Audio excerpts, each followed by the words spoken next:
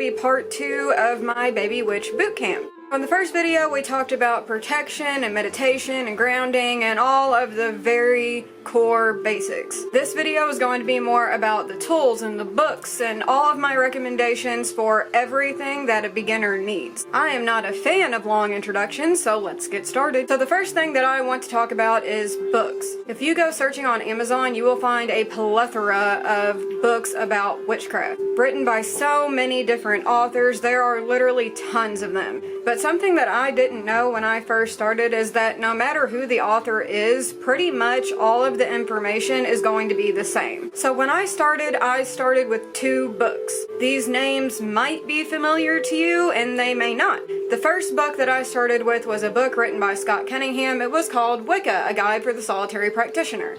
And that is because when I first started, I thought that all witches were Wiccan. But that's actually not true. As a matter of fact, you can be a witch and belong to any religion, or you can follow the religion of Wicca and not be a witch. I have since given away my Scott Cunningham book in a giveaway on my TikTok, but I also started with this one. This is To Ride a Silver Broomstick by Silver Ravenwolf.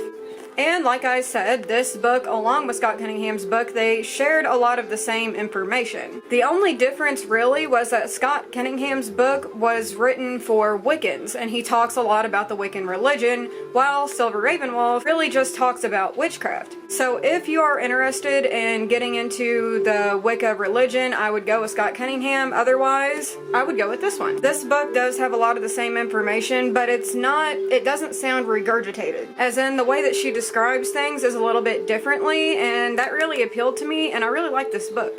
On the topic of Scott Cunningham, he has written so many different books. This is another one of his that I got very early in my witchcraft journey. This book does have a little bit about the Wiccan religion in it, but mostly it is incense, oils, and brews. I will show you a random page here. The entire book is nothing but recipes for all different kinds of oils that you can make, or incense, teas, all kinds of stuff. So if you're interested in looking into that, this would be a good place to start. Another very well-known name in witchcraft is Raymond Buckland. This is a complete book of witchcraft, and this is his book on spiritual communication. But we're sticking to witchcraft today, so let's talk about this one. What I've noticed about Raymond Buckland's books is that he writes his books in a very traditional way. In his books, you will see a lot of illustrations of people wearing cloaks. He also recommends that any rituals you do, especially the initiation ritual into witchcraft, you should be naked, which is not anything bizarre. It's very common in traditional witchcraft. Now, on the topic of initiation, that is not something that you have to do, though some people choose to, and if you want to, then it's great. It can be a very uplifting and powerful ritual if you want it to be. Something that I really like about his books is that he has these questions at the end of every chapter, so it's like a textbook.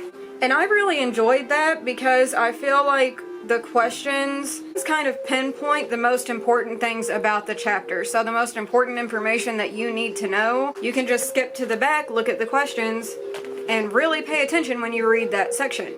These next 3 books are ones that I have had in my collection for a while now, and they are my favorites. Firstly is Protection and Reversal Magic by Jason Miller. I don't see this book getting talked about a lot on TikTok, and I really think it deserves to be talked about. The author of this book works with the goddess Hecate, so a lot of the rituals and spells in this book mention her name, but you can very easily swap that out with a deity that you work with, or if you're not working with a deity yet, a spirit guide, an ancestor, whoever you want. So the first good bit of this book is all about protection magic, how to protect yourself from curses, hexes, negative energies, negative entities, everything. And then towards the back we get into the reversal and counter magic, which is very important to know in my opinion. So reversals are what we use if someone was to use a hex on us or a curse or whatever. A reversal would take that off of you and send it back to them, which is something that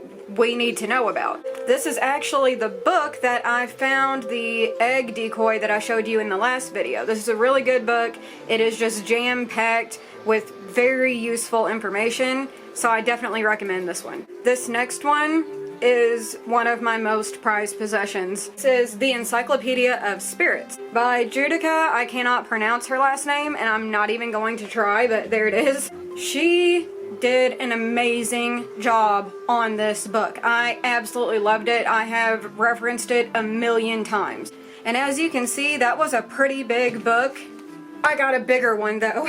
Same author, this is the Encyclopedia of 5,000 Spells. Now, here's the thing. I very strongly recommend this book. This is the Encyclopedia of Spirits again, and let me show you why I recommend it.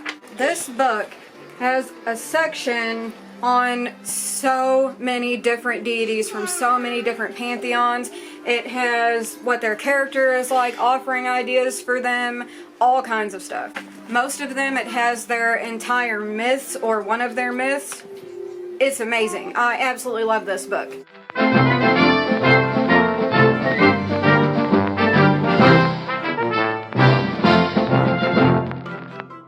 The Encyclopedia of 5,000 Spells and also the Big Book of Practical Spells.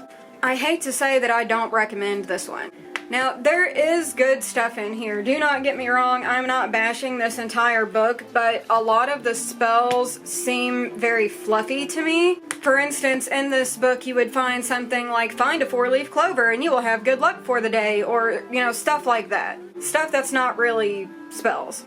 Another reason that I don't recommend this book for beginners is because the ingredients required for most of these spells are not really things that I think beginners would be able to access. I can't do most of the spells in this book because I don't even have the stuff to do it. This one, on the other hand, is a little bit better. I always tell you guys that I don't really have any recommendations for books about spells. And let me show you why. You might be able to see this thing behind me right here. That thing is packed full of books, mostly about Egyptian stuff, but there are spell books in there also.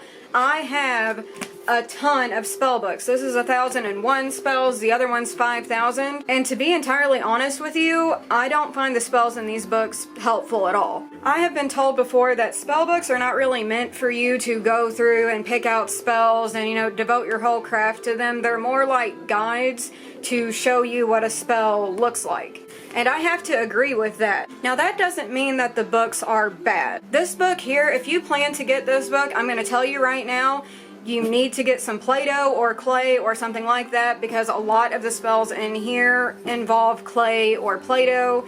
And you might also want to get some thread or string, because there's a lot of knot tying magic in here as well. This book has no recipes, no how to make oils, nothing like that. It is only spells. And I will say that the spells in here are much better than the spells in here.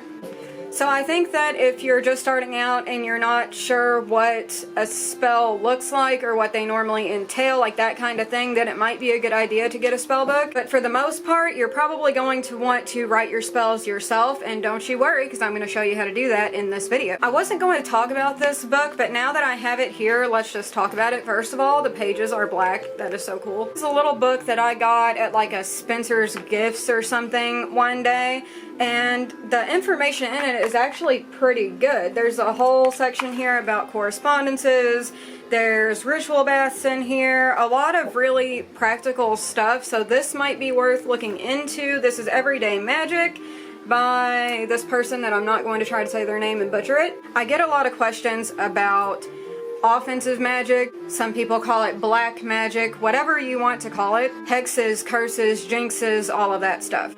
Here's the thing. I see nothing wrong with people using this stuff. People are allowed to do whatever they want in their practice, and they should not feel bad if they use this type of magic.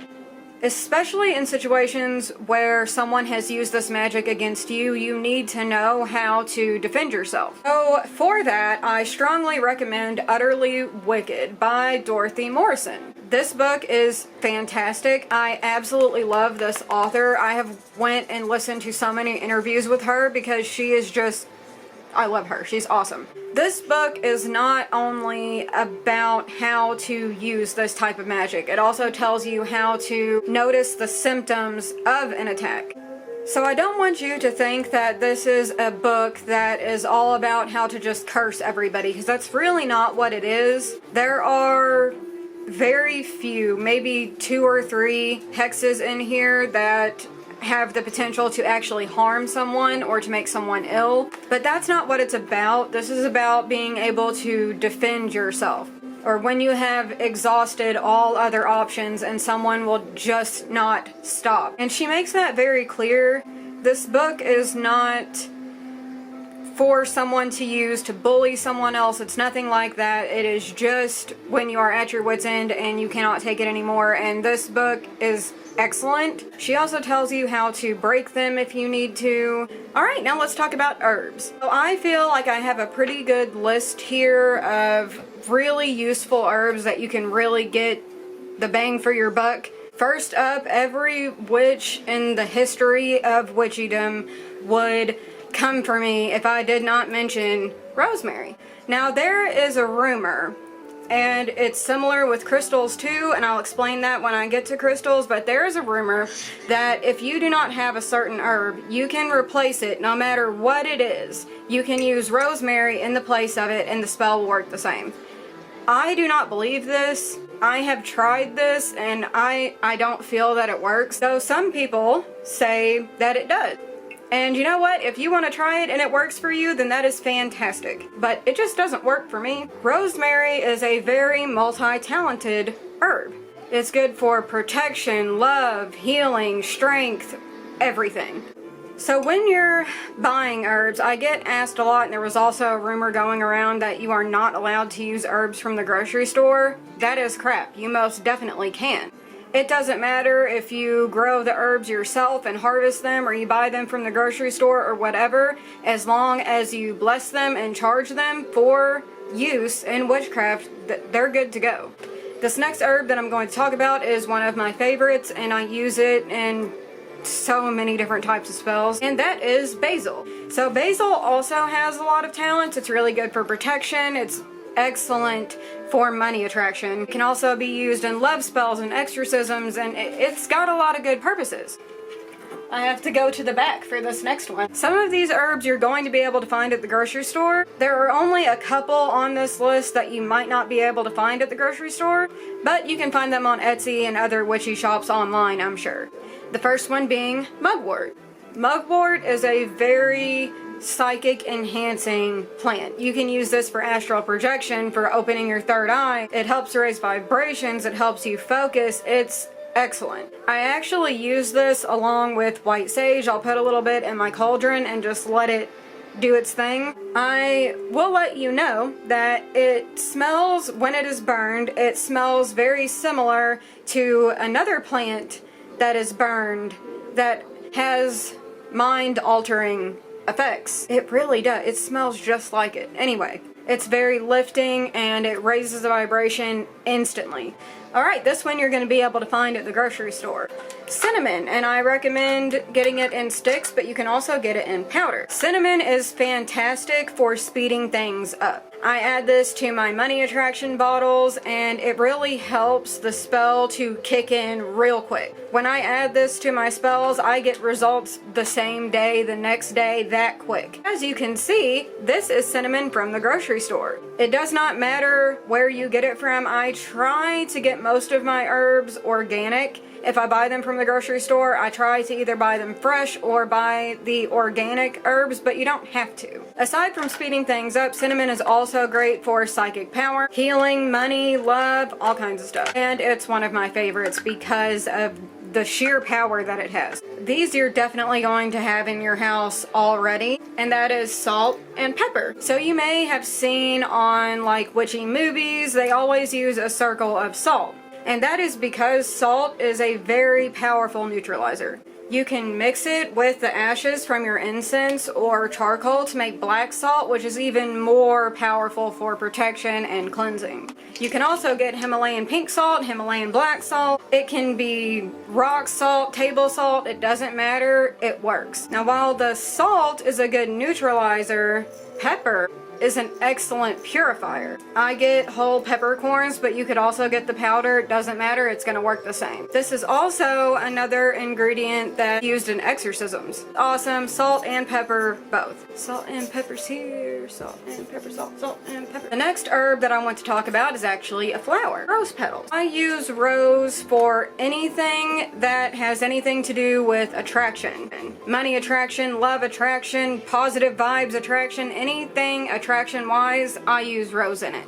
Plus, they're just really pretty. I use them along with daffodils to have the red and the yellow, and it just looks so pretty in spell bottles. Petals are also good for luck and love, psychic powers, healing, divination, all kinds of stuff. It's, again, one of my favorites. Here's a little tip for some of the harder herbs to find, like chamomile. At least where I live, you cannot go into a grocery store and buy chamomile. So what I did, I bought a box of chamomile tea. Now, if you're going to use tea, you do want to check the ingredients and make sure that the only ingredient in it is what you want. This is a good brand for that. You can bust open these tea bags and you have chamomile, and it works perfectly. The last herb that I want to talk about for beginners is bay leaves. So bay leaves have a lot of properties on their own already. Protection, psychic powers, healing, purification, strength, all kinds of stuff. But what makes them even cooler is that these are very powerful in manifestation. So when you're doing spells where you have wishes or you're trying to manifest something into your life, you can write on a bay leaf whatever it is that you want. Say you're trying to attract money. You can write money on the bay leaf or draw a money sigil or put dollar signs. And then you burn this and the smoke is sent off into the universe, and it works fast. As a matter of fact, if you're doing a manifestation spell or ritual that does not require bay leaves, you can use a bay leaf to make it work even faster. Now, let's get into crystals. Okay, so these first two are the holy grail. You can only afford to get a couple of these. Get these first two. They are so worth it. Firstly, selenite. Selenite is amazing. I don't even have the words to describe how awesome this stuff is. I recommend getting it in a wand form. This is like white sage in crystal form. For one, it is self-cleansing. You do not need to cleanse it. Do not ever put it in water because it will dissolve like salt. But it is self-cleansing, self-charging, and it's, oh my god, it's so amazing. So if you get a wand of selenite, what I do with it is I will take it in my hand and I will run it through my aura, especially around my head. And you can physically feel this tingly, lifting sensation. You can feel the tension in your shoulders. It just melts away, and it's a very, I don't know how to explain it other than a lifting feeling. It's like a weightless feeling. It is amazing, and you can use this to charge and cleanse your other crystals. Next up is black tourmaline. So we talked about black tourmaline a little bit in the last video. Black tourmaline is a very grounding stone. It can help you to calm down. It absorbs negativity, negative energies, and again, I will say it is fantastic for empaths. If you wear this on a necklace, which I sell in my Etsy shop for $8, link in the description box. If you wear this on a necklace, it really helps to keep your energy with you and push everyone else's away from you. It's absolutely fantastic, and I'm telling you, if you get selenite and black tourmaline, you are unstoppable. Alright, so the next crystal that I want to talk about is amethyst. Amethyst is great for people who want to strengthen their intuition, or those who want to look into things like astral projection, lucid dreaming, those types of things. You can put it into your pillow and it will help you to have more prophetic and psychic dreams, or you can place it on your third eye when you're meditating. And I'm telling you, this really pumps up the volume of your meditation. It's fantastic, and it's very protective. I'm going to be selling amethyst necklaces in my shop this week. I talked about it on TikTok. Okay, no more self-promotion, but really, amethyst is a fantastic stone to have. The next one that I want to talk about is clear quartz. So clear quartz is great, especially with spells or spell bottles, because it increases the potency of everything. Oh yes, the rumor. There was a rumor, just like people were saying that you can use rosemary in the place of any other herb, there are also people saying that you can use clear quartz in place of any other crystal, and I do not believe that is true. Aside from all of that, clear quartz is a pretty universal stone. You can pretty much use it in any spell, and it will increase the potency of it, increase the speed of it. It's fantastic. And lastly, rose quartz. So rose quartz is very common, it's very easy to find. This is a great crystal for spells or even meditations, anything to do with self-love or romantic love or family love. It's also very helpful during breakups. It helps to heal heartbreak, and it also helps with compassion and forgiveness as well. One last thing about crystals. This also goes for protection amulets, things like the evil eye talisman, the eye of Horus. Eventually, there will come a time where that crystal will either disappear and you won't be able to find it anymore, or it will break. If a crystal breaks, meaning like you drop it and it breaks, if it just like falls off of your neck or it just cracks out of nowhere and there seems to be no explanation for it, that means that that crystal has served its purpose. It can no longer serve you, it can do nothing for you anymore. It has done all that it can do and it has now broke. So if that happens, that means that it is time to get a new crystal. Of course, that does not stop people from trying to find these new creative and inventive ways to continue to use that crystal. I don't recommend doing that. If your crystal breaks, I strongly recommend that you get a new one because I do not believe that it can continue to work after that point. Though there are people who disagree with me, so if it works for you, then that's fantastic. These are just my thoughts. Now we're going to talk about incense and candles. Unfortunately, I do not have an example to show you for all of these types of incense because quarantine has been hard on all of us, okay? I normally use the sticks, but I'm out of those, so I have cones. Okay, firstly, dragon's blood. So dragon's blood is a lot like clear quartz in that it increases the potency of any spell or ritual, anything. It is also very cleansing and purifying. So you could use this in the place of something like white sage. Now keep in mind, white sage does not do what everyone thinks that it does. It eliminates good energies as well. White sage takes everything back to its neutral state. So if you use white sage, you need to go behind it with something like Palo Santo, something that brings those good energies back in. Or you could skip all of that and use dragon's blood because it cleanses, it purifies, and it also keeps those good energies intact. These next two go hand in hand, and that is frankincense and myrrh. So myrrh I really love because it is a really good incense to help raise the vibrations, and frankincense can be used as an offering for deities or spirits, plus it just smells fantastic. I really love burning these two together. The smell is phenomenal and it does amazing things for the vibrations in the room. Now as far as the types of incense that there is incense resin, there's incense cones, sticks. I normally prefer to use the sticks. I just recently started using the resin. I have some frankincense resin and also some white copal, and they work really well, but the most common ones that you're going to find is going to be the sticks or the cones, and they all work great. I do feel like the cones kind of burn out quickly, so I like to use the sticks because they kind of last longer, but like I said, quarantine's been rough. Alright, now let's talk about candles. If you go on Amazon, you will see multiple sets like this of spell candles. I don't like them.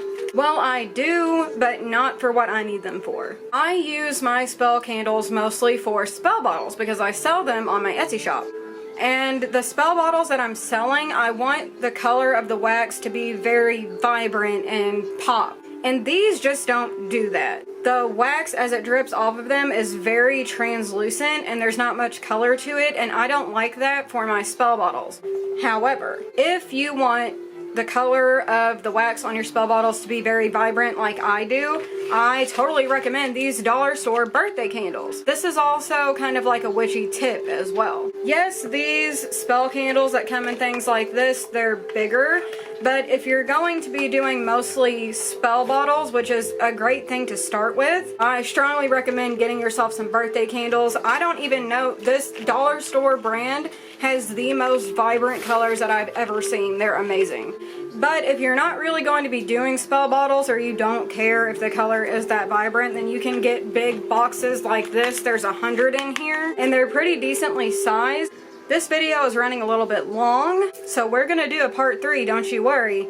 But to top this off, let's talk about spells and how to write your own spells. So before we get into how to write your own spells, let's talk about what kind of spells are safe for beginners. Now remember, like we talked about in part 1, if you're going to be doing any type of spell work, it doesn't matter if it's just a spell bottle or whatever, you need to cast your circle and have your protection set in place. When you are first starting out in witchcraft, you are the most protected that you're ever going to be.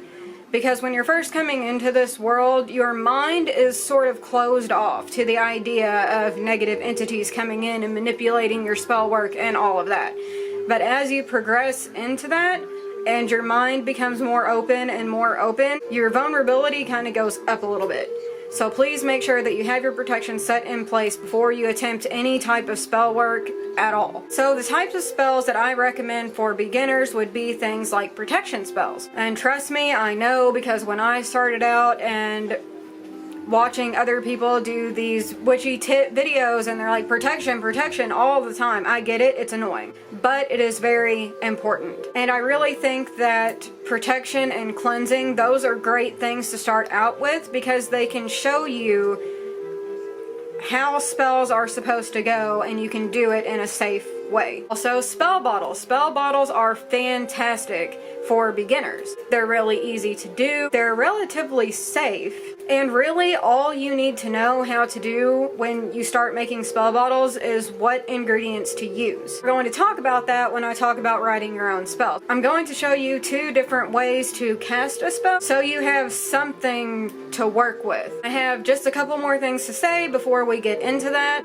Firstly, I want to talk about love spells, because if you look around and you talk to more experienced witches, there are going to be some that say that love spells are wrong and you shouldn't do it. And they're saying that it's wrong because when someone casts a love spell, generally the idea is that they want to force that person to love them or to be attracted to them. And love spells are something that I won't do. Again, no hate to anyone who does, you do your thing, but I do not want to manipulate someone's free will, and I do not want to force anyone to do anything. And what's even worse about that is if someone casts a love spell on someone, let's say they do and they get married, they wear off eventually and they can be broken, and one day this person is not going to love you anymore.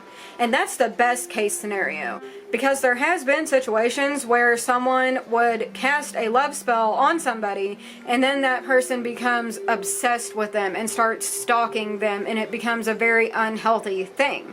Now, with my Etsy shop, people do come to me and they ask for love spells, and I do them, but this is the thing. The love spells that I do are not messing with anyone's free will. Really, all I am doing is adding a little spark of attraction. I am very specific when I do these spells. There's no obsession, there is no force.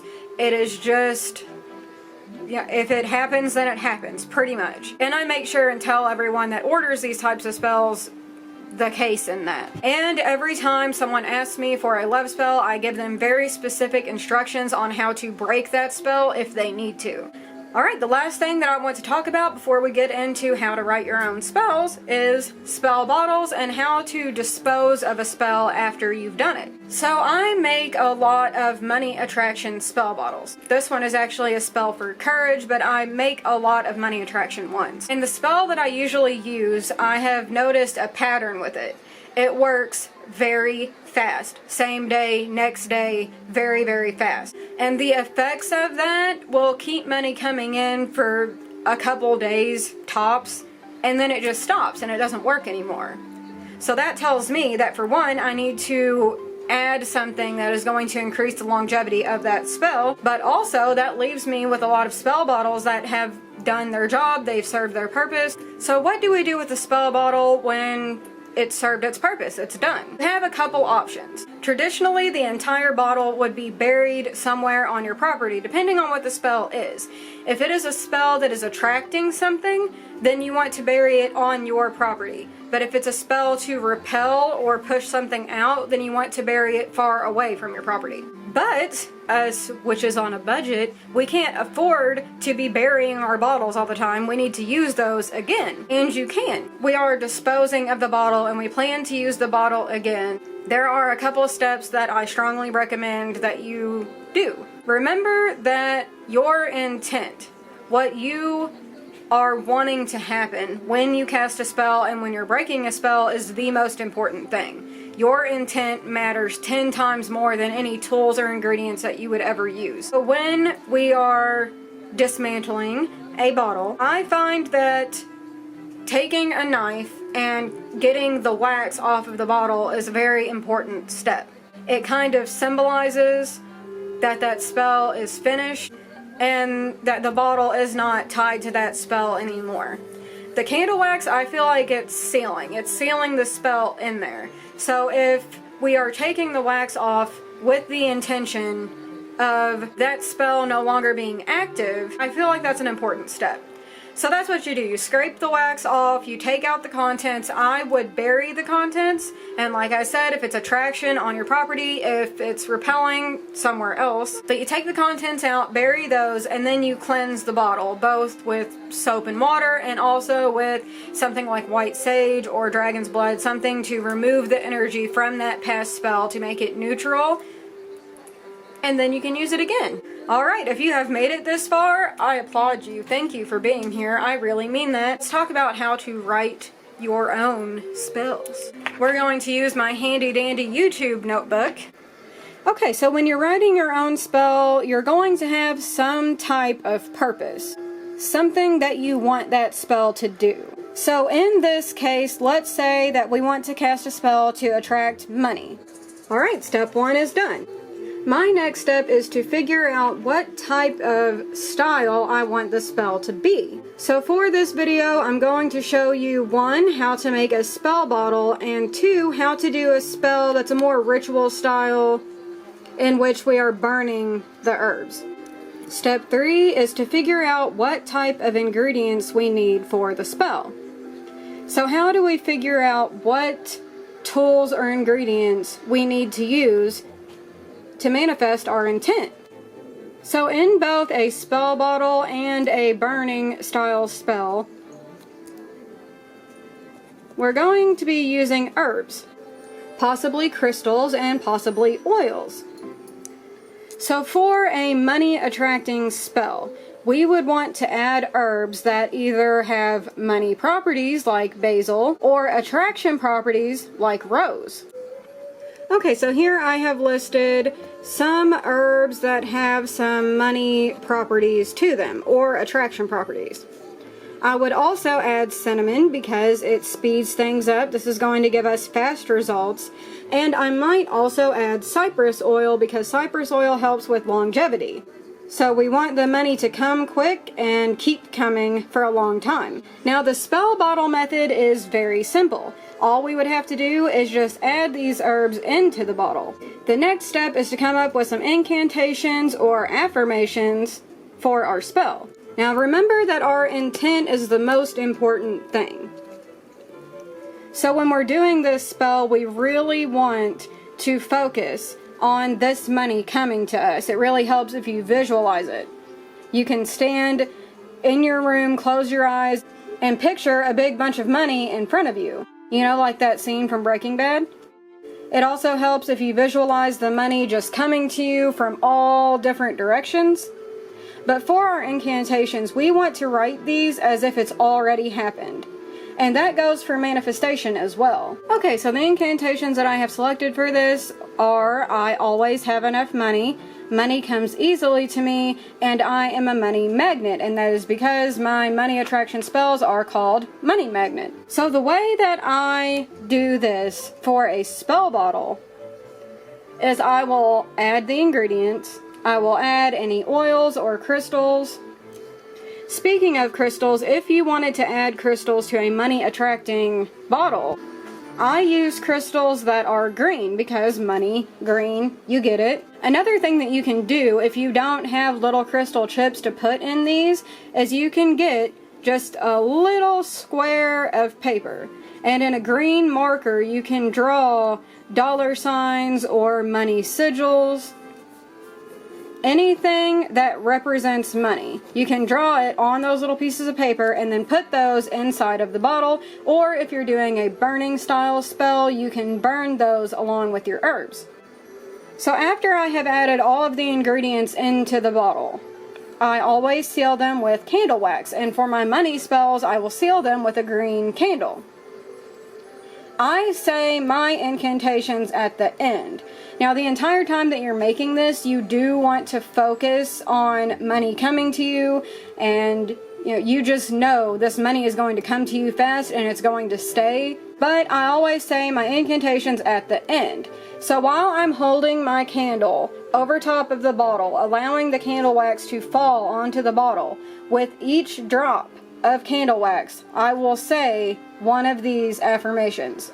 Every drop of wax, I will say these. So for the burning style spell, it's going to go pretty similar, except instead of putting all of these ingredients into a bottle, for instance, I could use these same incantations that I said before, but I would assign one to each herb. And I would try to match the incantation that, matches the herb. So for instance, for basil, which I am using for its money properties, I always have enough money. I'm a money magnet, and I would say that for rose because rose has the attraction properties. Cinnamon, I would say money comes quickly to me, money comes easily to me. And cypress, I would say, and may it last, or something like that. Something to do with the longevity properties of cypress. We still have so many things to talk about, and I'm very excited to do part 3. So keep an eye open for that. And remember, if you ever have any questions about anything at all, please leave them in the comments. You can go to my TikTok and ask me there. I am always happy to answer any questions that you guys have. And again, if something in this video doesn't make sense to you or you're having trouble understanding it, please let me know in the comments and I will explain it even more so. Like this video, please give me a big thumbs up, hit subscribe, hit the bell, and I'll see you in the next one. Bye!